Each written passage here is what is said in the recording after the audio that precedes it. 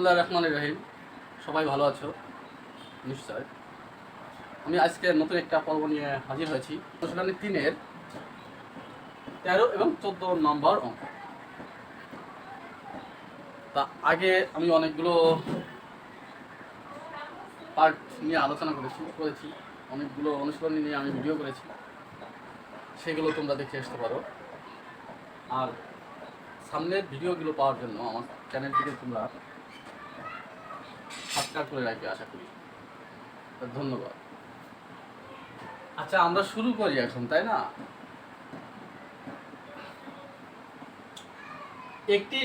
এখানে আছে কি, একটি সামন্তরিকের ভূমি 40 মিটার, উচ্চতা 50 মিটার, এর ক্ষেত্রফল নির্ণয় করো। একটা সামন্তরিকের ভূমি বলেছে 40 মিটার এবং তার উচ্চতা হচ্ছে 50 মিটার, তার ক্ষেত্রফল নির্ণয় করতে বলেছে। তা আমার আগে বুঝতে হবে সামন্তরিক কি,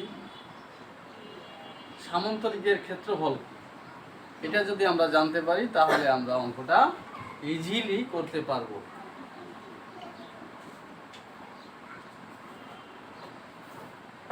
ঠিক আছে, তাহলে আমরা এখানে একটা চিত্র দেখো, এটা হচ্ছে সামন্তরিক। এটা কি সামন্তরিক? সামন্তরিকের ভূমি এই যে দেওয়া আছে 40 মিটার, এটা হচ্ছে উচ্চতা, উচ্চতা হচ্ছে 50 মিটার। তা সামন্তরিকের সূত্র হচ্ছে কি, ভূমি গুণ উচ্চতা, ভূমি গুণ উচ্চতা বর্গ একক হচ্ছে সামন্তরিকের সূত্র। তা আমরা সমাধান শুরু করি। দেওয়া আছে, তা আমরা কি লিখবো? দেওয়া আছে সামন্তরিকের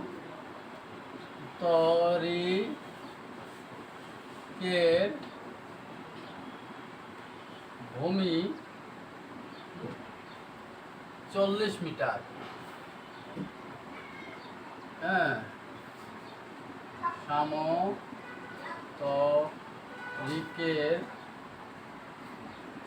উচ্চতা 50 মিটার। আচ্ছা, তাহলে আমরা জানি কি সামন্তরিকের সূত্র কি? আমরা জানি সামন্তরিকের সূত্র হচ্ছে ভূমি গুণ উচ্চতা। তা আমরা জানি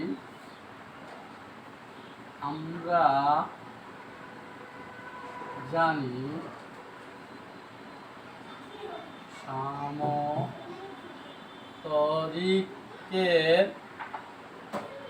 ক্ষেত্রফল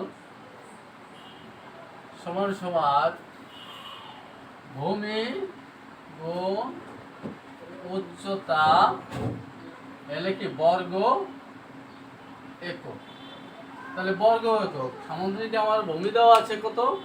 40 মিটার আর উচ্চতা দেওয়া 50 মিটার। তাহলে ভূমি 40 গুণ উচ্চতা 50, বর্গ এককের একক ছিল, এখন কি হয়েছে আমরা তো জানি মিটার, এখন হয়ে গেল মিটার। 40 গুণ 50, তাহলে কত হয়? 2 শূন্য 4 দশা 20, 2000 বর্গ মিটার। তাহলে আমার কিন্তু এটাই অঙ্ক, আমাদের অঙ্কর উত্তর হয়ে গেছে। অতএব সামন্তরিকের ক্ষেত্রফল সমান সমান 2000 বর্গ মিটার, মানে মিটার গুণ মিটার বর্গ মিটার হয়ে যায়। এ হচ্ছে 13 নম্বর অঙ্ক। ঠিক আছে, বোঝা গেছে? দু একবার দেখবে অঙ্ক হয়ে যাবে, এটা ইজি অঙ্ক।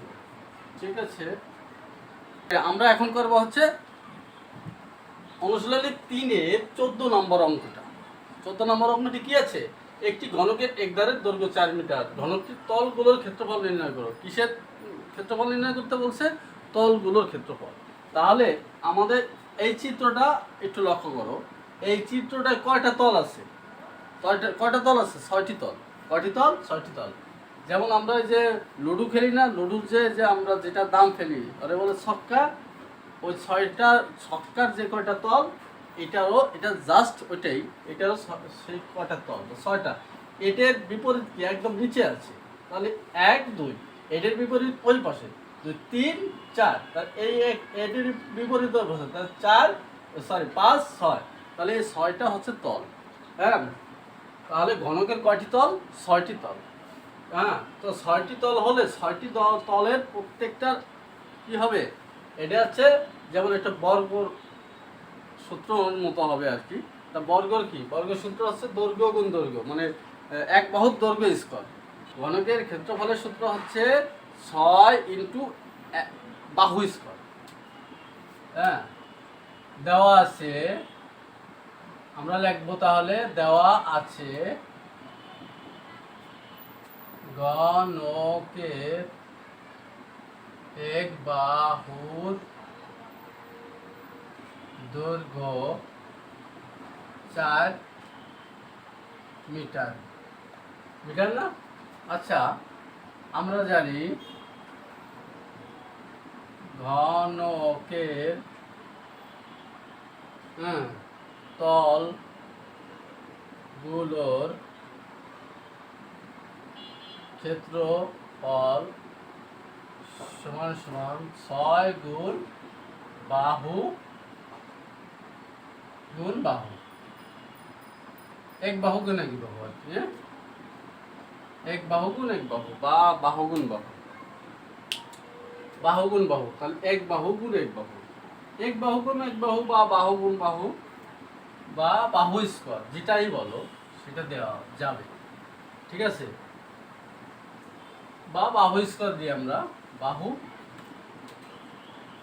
স্কয়ার। ঠিক আছে, তাহলে আমাদের দেওয়া আছে 6, আমরা 6 রাখি গুণ, হ্যাঁ, এই বাহু কত, এক বাহুর দৈর্ঘ্য দেওয়া আছে কত, 4 মিটার, তাহলে 4 মিটার।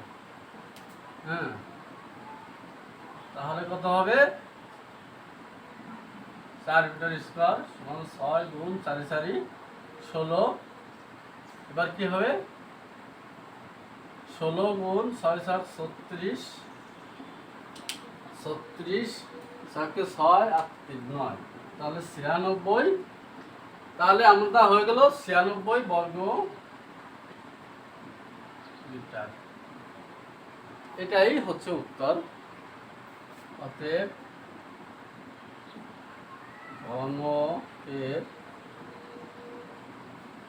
তলগুলোর